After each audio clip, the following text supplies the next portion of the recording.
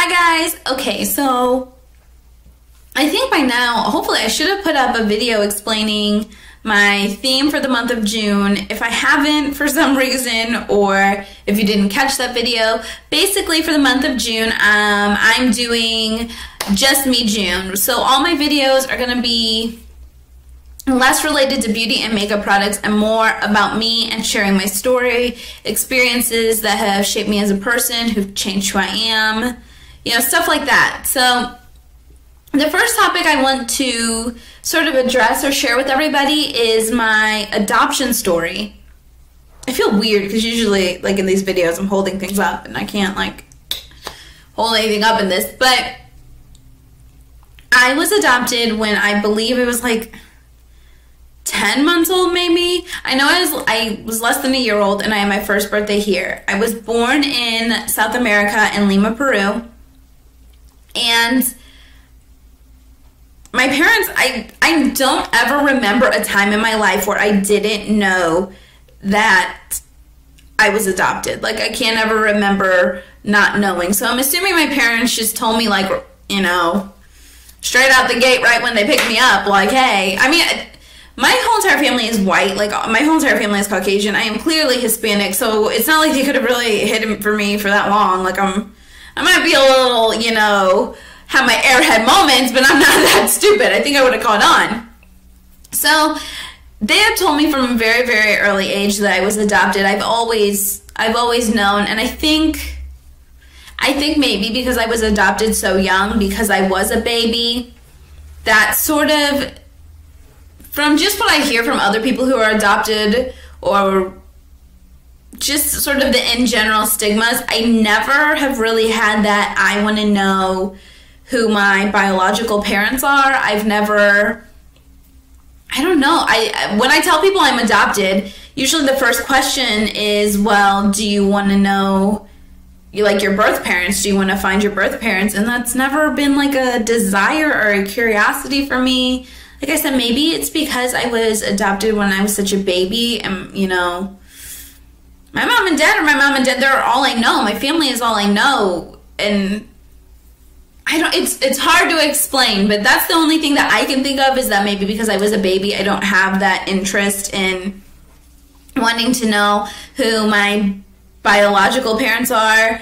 I think a lot of times people who aren't aware, and I don't know.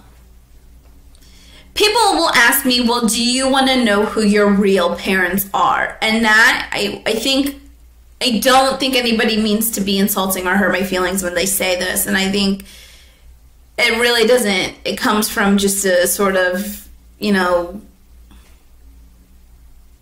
I don't want to say ignorant place, because I feel like that sounds mean. Just an unaware. People are unaware that, I mean, my mom and dad are my real parents. That is it. I couldn't love them anymore. I couldn't be more attached to them. I feel like, you know, they are in me and I am in them. Like, I understand that we aren't like blood connected, but we are like, I'm very spiritual and I have their souls in me. So when people ask me like, oh, about your real parents or your real family, you know, I don't really correct. I don't say much, but I just say, you know, my mom and dad are my real mom and dad. Like, I think you have to understand that in life,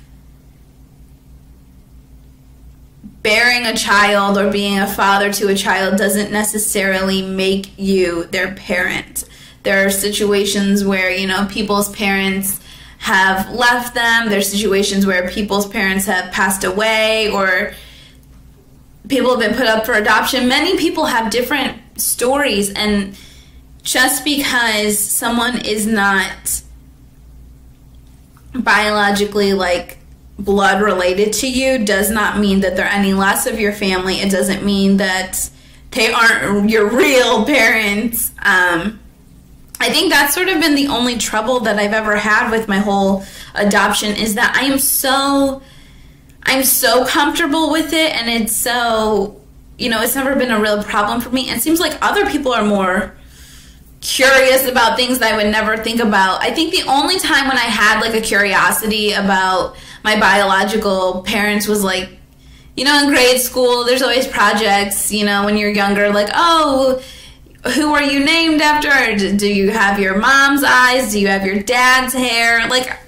that's the only sense I've ever been curious about it, is like, oh, well, I wonder, you know, where do I get my nose from? Oh, because I hate my nose. Whoever gave me this nose, I'm very upset with them because I don't like my nose.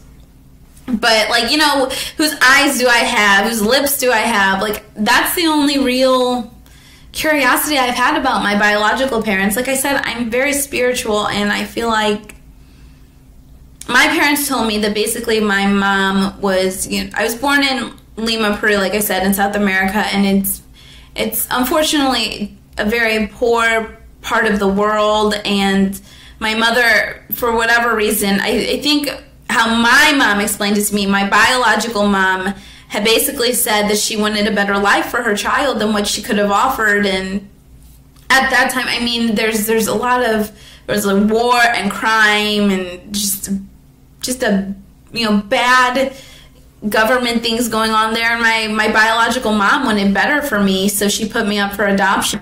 Yeah, I was, I guess, at this, what is it called? A nun... home for nuns. I don't know what it was called, wherever the nuns live. In a convent? I'm guessing it was a convent.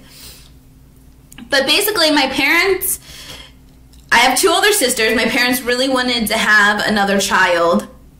And after my other sister was born, after their second child, my mom had a really hard time with the labor and pregnancy and all of that. So it was not... She wasn't able to have any more children, but they really wanted another one. And I think they told me, like, you know, after the fact that, like, they were actually wanting a boy. Like, they wanted a boy, and my family, my mom and my dad both worked at the family court at the time, so they knew, you know, judges and people who do things with adoption. And they got my picture one day, basically, and they fell in love with my picture. Who can blame them? Look at this face. Look at these cheeks. Look at that. Hello. Of course, I would want to adopt me. I'm adorable. Can you tell I have no problems with this, and I am not, like, ruined my ego or self-esteem? But yeah, they saw the picture of me, and they knew. Like, my mom told me, they're like, we knew, like, you were our baby. That was it. Like, we knew you were ours. And I guess the process takes a while because they flew from, we live in Missouri, and they flew from Missouri to South America, my mom and my dad, and they had to stay there for a while. I had two older sisters at the time. My oldest sister is 14 years older than me, and my other sister is 8 years older than me. So they were still young, like they couldn't be left alone. I think my grandmother and my aunt stayed with them, but my dad couldn't stay in South America that long because, you know, it's a process. You have to get, I guess, a visa. You basically have to have the right to take this baby outside of its country for the rest of its life and all that hoopla. So my mom had to stay there, I think she said for like a month, maybe 2. But my dad couldn't stay that long because obviously they had other kids back at home. So my mom stayed there while my dad came back home. And I guess once everything was cleared and good to go, my mom came back over here with me, and that's really all I know. You know, it's funny that because I never really asked, like that's the story I know they've told me, so that's what it is. Yeah, and I think when I was younger, like the more I grew up, the more they tried to, like, my parents tried to get me involved in the Hispanic culture and the culture of South America and Peru and all of that. But it's cool. Like, I respect other people's cultures. I respect traditions, and that's awesome. But, like, you know, that's just not me. That's not, it never caught on. And people always ask me, do you speak Spanish? Do you speak Spanish? Sometimes people don't even ask me. They just come up to me starting to speak Spanish. No, I do not know any Spanish. Hola, ¿cómo estás? Hello, I don't know Spanish. I'm sorry. Like, let's not be stereotypical and, like, prejudice and all that, assuming because I'm brown and I got dark hair that I speak Spanish. Come on, y'all. I've taken Spanish classes. I've taken a Spanish class every single grade since 2nd grade, and I still don't know jack diddly squat. I can sort of, like, piece together when I hear other people talking, but I couldn't tell you really. I couldn't I couldn't formulate a sentence besides hola. ¿Cómo estás? Muy bien. Gracias. That's where it stops. That's really it. So funny because I think there's this big nature versus nurture kind of question when you are adopted, because it's like, well, these people, you know, you're not genetically linked to them. But if you slice me in half, I am 50% my dad and I am 50% my mom. Like, my dad, love him, but he has an impatient side to him, and I totally have that. He also has this really, like, strong, brave, you know, go for it, you know. He used to run marathons, and that spirit, that drive, that's my dad. I have that in me. And my mom is one of the sweetest people I know. She's gone through so much in her life, loss and, you know, cancer and just everything. And she's so brave, and she loves kids, and she's so patient with children, and she's so nice to everybody. She's got this big heart, and that's totally, like, that I am my mother's child. Like, to tell me that I'm, like, because I'm not blood related to them, to say, oh, you can't be like them, it's hilarious. I am cut right down the middle, 50-50. I'm so evenly have my dad's characteristic traits and my mom's. Like, I am them. They are me. Like, that's, if you aren't adopted, or if you maybe struggle with your adoption, then maybe you don't understand. And like I said, I know people don't mean to be hurtful when they talk about, oh, well, you're a real parent, but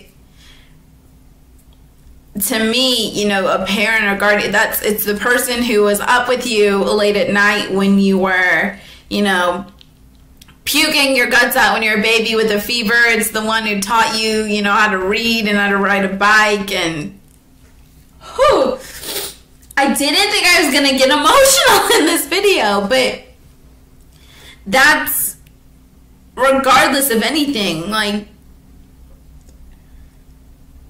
through the scariest moments of my life, through the toughest things I couldn't think I could get through, you know, every time I was sick, every cut, bruise, broken heart, everything that I've ever been through, that's my mom and dad have been there. And I think that's who makes your mom and dad, that's who makes your role models and your parental figures for you. Maybe it's an aunt for you. Maybe it's, you know, a friend or whoever it is, that they don't have to be genetically linked to you to be your parent. So I think people who struggle with adoption, like I said, I've met people who struggle with it. I've met people who are very determined to find their biological parents. And while I have no curiosity to find mine, and to be honest, my adoption was a closed adoption, so I couldn't even find them if I wanted to.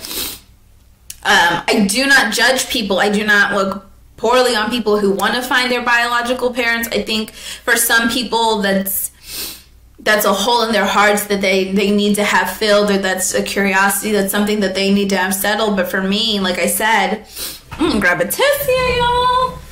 Oh, didn't mean to get emotional. Ooh, I'm gonna rub off my makeup, and I really tried hard to put this on today. I can understand that, but for anyone who's struggling, for me, my spirituality and my faith really helped me.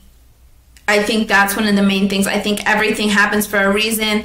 I am a firm believer in the fact that my biological mother played her part as that was her role as my mother. That was her one motherly duty she did for me, was giving me up for adoption. I am so grateful. I pray for her, and I hope that she's okay wherever she is. Like, I thank God every day that she gave me that gift. And sometimes, maybe if you think, you know, you were given away, or you weren't loved, or you weren't wanted, no matter what the situation was, there is a reason for it. Whether, you know, like in my situation, my biological mother couldn't handle being a mother at the time, and she also wanted a better life. She knew the environment that I would be raised in wasn't a good one. She knew that there were so many more opportunities for me, you know, somewhere else or in the United States, and there was a huge gift. And just don't look at it like you weren't loved. Do not look at it like that. If you were adopted and if, you know, maybe you were given up for adoption and you spent all your life in foster care or whatever, don't like, oh, that breaks my heart. Don't feel like any less of a person. You're not. Someone loves you. God loves you. Heck, I could love you. I care about everybody. You hear me? I will be your friend. Like, that's the one thing that breaks my heart for people who struggle with their adoption, who think that they aren't loved, that they're less of a person, or they weren't wanted. You are needed in this world. You have a place in this world. If you weren't here, you know, it's all circle of life thing. Like, if you weren't here, something would be shaken in the events of this world. Like, I'm telling you, everyone is here for a reason. Don't get down. Don't be upset. If you are curious about your biological parents and maybe you don't know how to address that with your adoptive parents, you know, everyone thinks their parents are weird. Everyone thinks their parents don't get them. But, I mean, just have a conversation or write a letter maybe. If you have a hard time face to face, or hey, if you do YouTube videos, do a video and show them the video or write them something, you know. Keep an open line of communication, because you never want to not have that with your parents. I think for me, it was an issue. There was a struggle with me and my parents in the sense that I think my mom and dad, whenever we had fights or whenever, you know, I argued with them, I think they thought that I wasn't comfortable with being adopted. And I think even to this day, I think sometimes my mom will be like, you know, if you ever have any questions about it, you can ask. And I'm really like, I'm okay. Like, I feel like you guys should know me by now. Like, I speak my mind. I say what's there. So if I wasn't, I would tell them. And I'm like, no, I'm totally okay. I'm just being a at the time, normal teenager, rebelling and telling you, oh my gosh, you're ruining my life and this, that, and the other. But yeah, if you have any other question, I feel like maybe this wasn't the best video. Like I said, I didn't really plan what I was going to say. I never do. But if you have any other questions for me, I'm super, super open and honest. Like I said, I don't have any problems with being adopted. I'm really comfortable with my adoption. I'm comfortable answering any questions that you have. If you don't want to leave a comment in the down bar, feel free to like message me. I will get back to you. But all right, if you are someone who is looking to adopt, yes, please do it. 100%. If you have questions like, oh, maybe you're not sure you're going to adopt a kid and they're going to love you or this, that, whatever. If you have love in your heart, if you do the right thing and you want to raise a child, you know, the right way and love a human being, that's all you need to do. Everything else, I think, will fall into place. I think that's what happened with me and my parents. They told me at a very early age, which for some people, I know some people are adopted who didn't find out until later. But for me, personally, I think my parents telling me right off the get-go was one of the reasons why I was so comfortable with being adopted. And the fact that, you know, they never treated me different than my sisters. Well, I maybe was a little bit more spoiled than my sisters were, but I'm also the baby of the family, so that could have had a role to play in it. But I was loved. I couldn't... I'm going to get emotional again. There's no one in this world who will love you more than your mom and dad, and there's no one in this... I love my husband, I love my sisters and my friends, but there's no love, the unconditional love you get from your parents. And if you're looking to adopt and maybe you're worried about it, just love that baby, love that child as much as you can, and everything else will fall into place. If you love someone, there's no question of real or biological or whatever. It's just, that's what fills you. That's what fills my heart every day. That's what makes me, you know,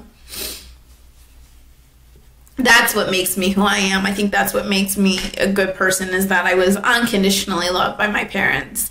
Adopted or not adopted or whatever, that's it at the end of the day. Everyone just wants to be loved. So, if you have any questions, anything, feel free to message me, leave a comment in the down bar, and stay tuned for more Just Me and June videos. I'm talking a little bit more about advice and boys and self-esteem, peer pressure, We're going to get into some juicy, deep topics, okay? Grab some tissues and keep on watching. Bye, guys.